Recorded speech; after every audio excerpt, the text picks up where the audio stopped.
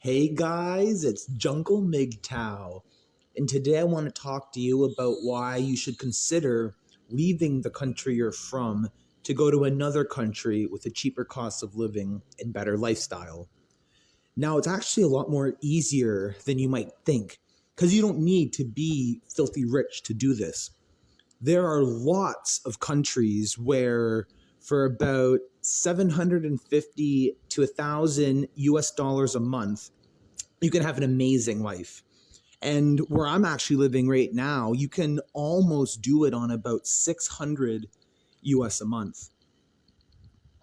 There are numerous countries. I don't want to tell you where I live. I live in a country that has a jungle. It's a third world country. It's considered that. And it's quite fun, actually. What I want you to realize is that you can get apartments. Like, consider where you're living now. A one bedroom apartment might be 1,200 US dollars a month. In these other countries, that exact same apartment is 300 US a month. And I'm not kidding. Where I actually live, you can get a two bedroom house for 150 US dollars a month. Now you still got to pay electricity, water, and internet, and that brings your total monthly cost maybe to 250 US for this two bedroom house, just in a normal local area, not a touristy center. I'm not talking about like Cancun, Mexico, or like Guatemala City or like Panama City, nothing like that. But if you're in, let's say, a Central American country, you can go to a local city and have an amazing life. And these countries are a lot safer than you think as well. You don't have to be in Central America either. You can go to Asia. There's amazing jungles and beaches in Asia. Chiang Mai, Thailand is a really good place for you to begin researching. Same with Mexico, Guatemala. There's a lot of countries that are pretty close to where you might be from.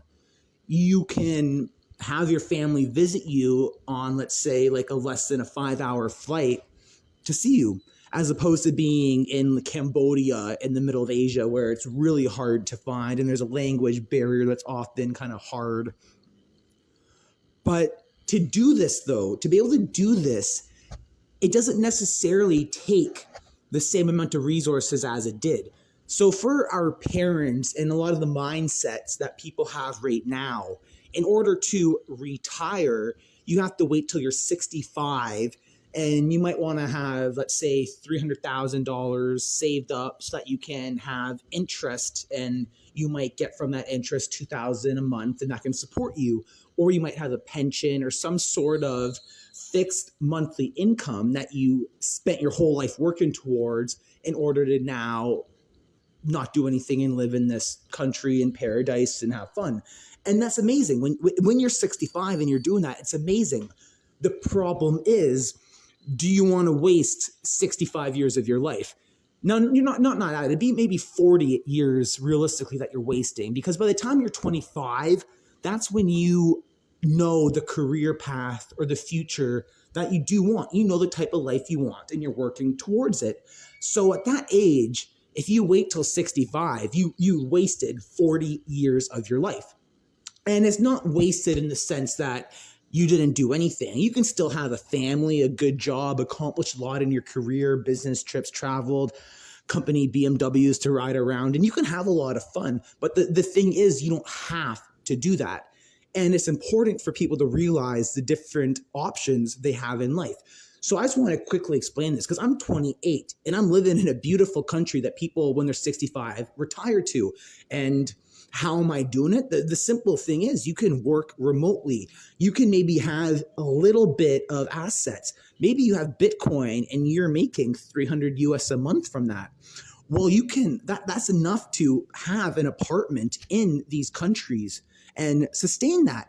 But no, I'm not saying only 300 a month. I told you you want to have about 750 US a month consistently before you do this.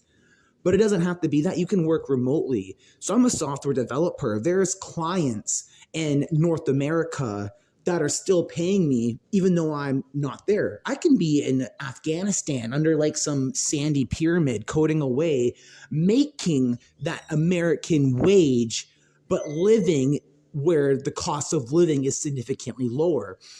And that's what's important, because I had nice jobs in North America. I've done all that stuff, but it's 10 hours of my day. So 8 hours working, maybe 9.5 when you're in a management position. And then you still have that hour to drive to work, an hour back from work. And you're wasting at least 10 hours every single day, sometimes 11. Sometimes you're there at night doing special projects. A server crashes, you got to be the one there to fix it. And when you're paid a higher salary, it's not just for 40 hours a week. When you're in a position that has responsibility and something goes wrong, you have to fix that. That's what you signed up for. When you get a call at 3 o'clock in the morning saying, yo, Jungle MGTOW, the server crashed. We need to fix this now. Our clients can't send orders. You have to fix that. It's important. And it requires a lot of effort. And the alternative is, so for that same exact standard of living I'm talking about, where you might have, let's say, a basic average job getting paid, let's say $5,000 a month, that might be like before tax a $60,000 salary. I'm not sure. But let's say you're getting $5,000, even less than that, $4,000 a month to support your lifestyle.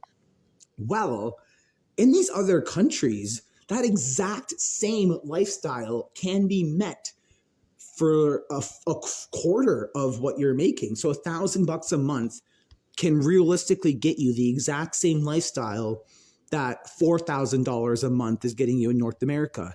And all these countries are the same. Check out Central America, look into Asia, even different Europe countries. The cost of living may not be that low, but the quality of life is still just as good.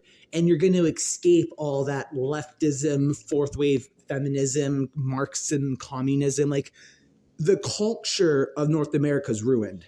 So even just from that point, if it's not from a lower cost of living, let's say you're older and you have lots of money, you're financially stable, and you can go anywhere you want. Well, Europe is actually a pretty good area as well. You'll want to check into the Balkan regions. That seems to be one of the best places where you could take a look at right now. But for me, as a younger man, I'm 28, I don't have millions of dollars that I have interest on that I can just go anywhere I want.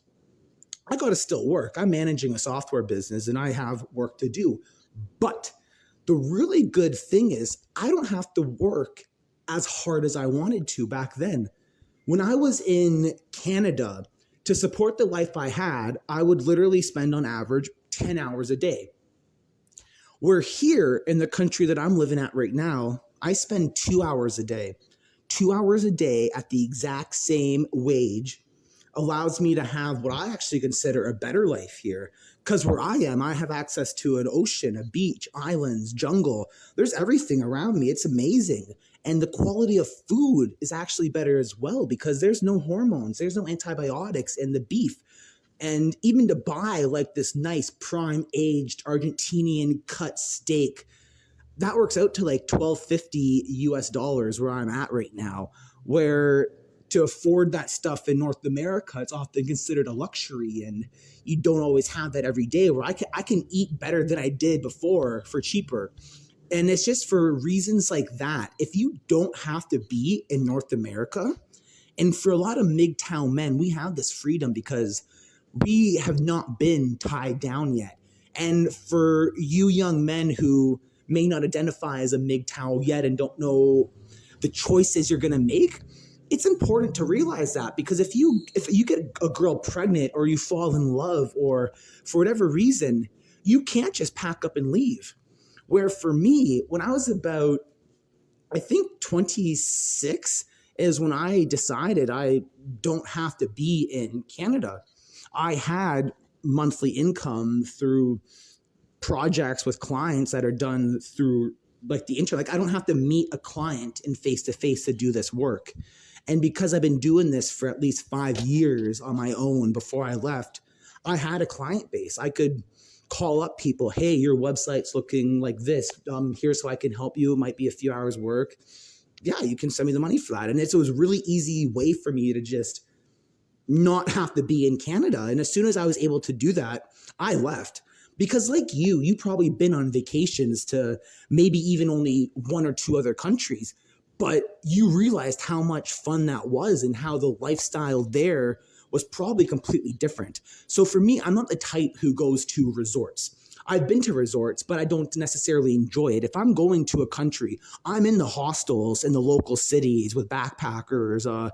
I'm not in a resort gated. I'm in the streets. Like, it's really fun what I do, and you can actually see, am I gonna like living here? Because realistically, you're not gonna go to a resort and live there. You're gonna want to get the city to. Do you like the city? How's the local market? How do I feel walking at night? How are the bars? How are the other women? You might still want to date women in these other countries. And to be honest, the chance of a normal relationship working out is significantly better. So there's so many reasons for you to consider moving to these other countries. And it's actually easier than you think, because in a lot of these countries, you can stay for 6 months to a year on your tourist visa. Some countries let you just renew it every month. You show up to immigration, renew it for a month, go back home, and that's it. Other countries, you might get 90 days, and then you have to actually leave the border, come back in, but they give you another 90 days. So it's really easy to move to these countries. Now, the important thing is you're not going to be able to work in these countries. There's very few countries that will let a tourist show up and start taking jobs from the locals. That's how they view it. And in these third world countries, and even developed countries like the US, when an immigrant comes and takes a job, it's seen as bad because you're taking money from the local economy.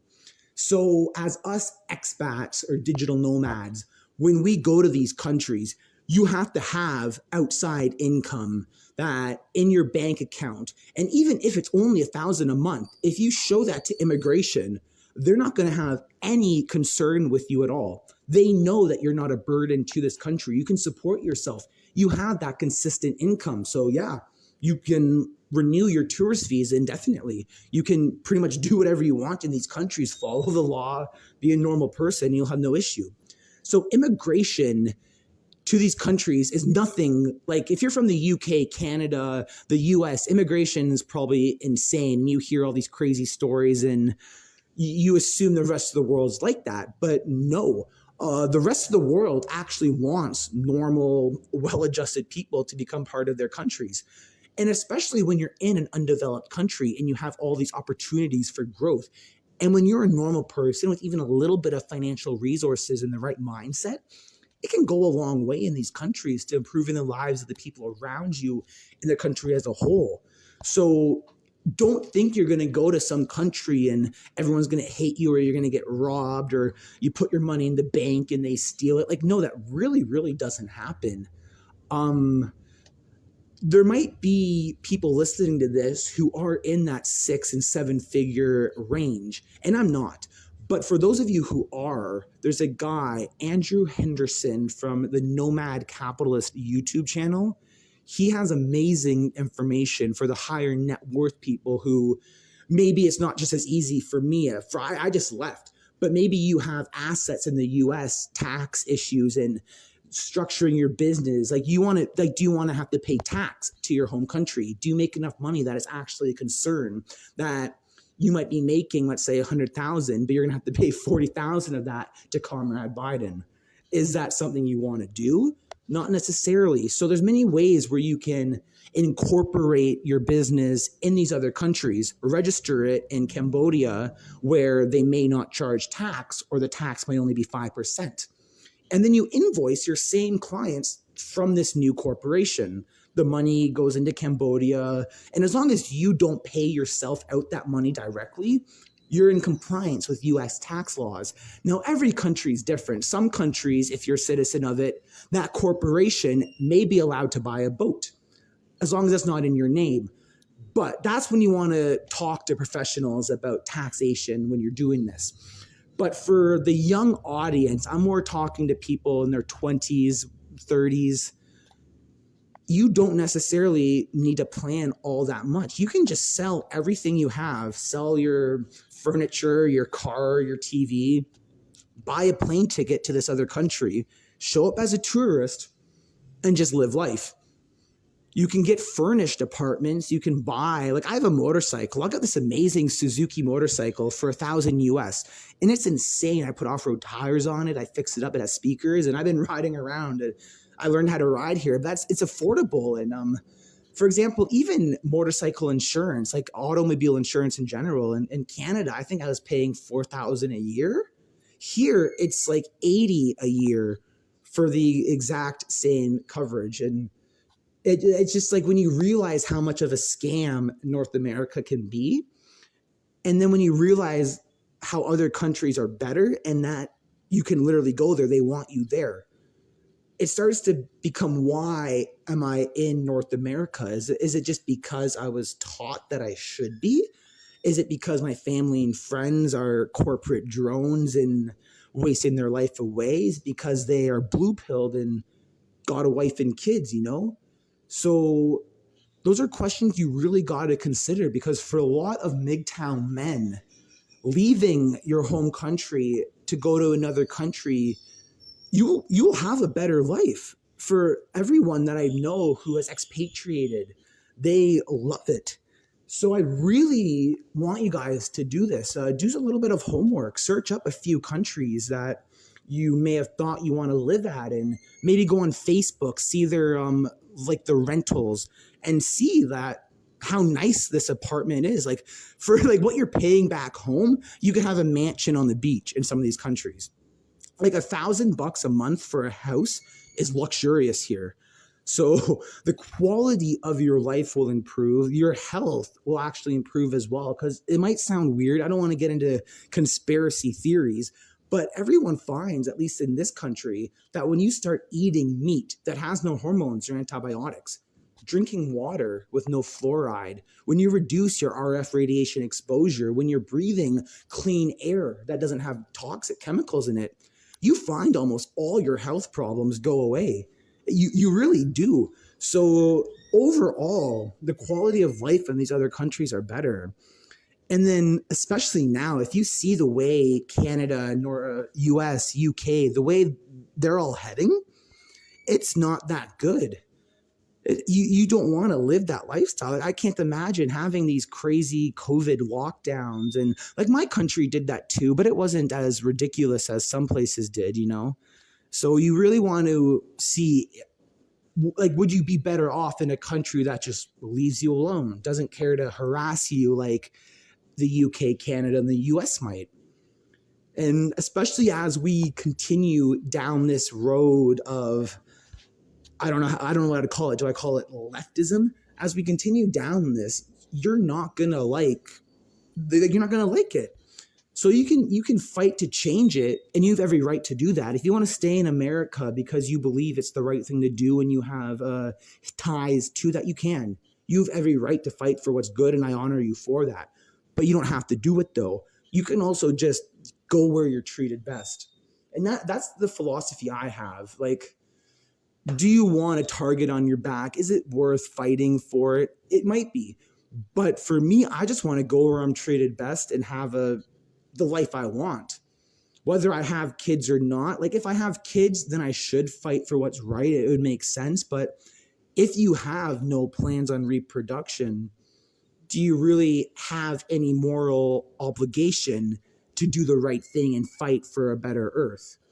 And then you can still fight. Like, for me, I'm making a MGTOW video. I actually enjoy this. And I sometimes snicker to myself as I'm just making this, because it's fun and enjoyable. And this, in a way, is helping to make that better world. So you can leave and still contribute to your home country. And that's really all I wanted to say today. You guys have options other than just existing in North America. If you can find a remote job that even pays minimum wage, 15 US an hour, if you can find a remote job and work at that job, let's say even 3 hours a day, you can live in another country and have a better quality of life. You really, really can. So I encourage you guys to do your homework. If you have any questions specifically for me, feel free to ask. I don't mind giving you guys more advice, because it really will increase the quality of your life. And I see no reason for me to live in Canada. I had no reason to. And you guys might not either. So I just wanted to give you those ideas. Have a great day. I'm out.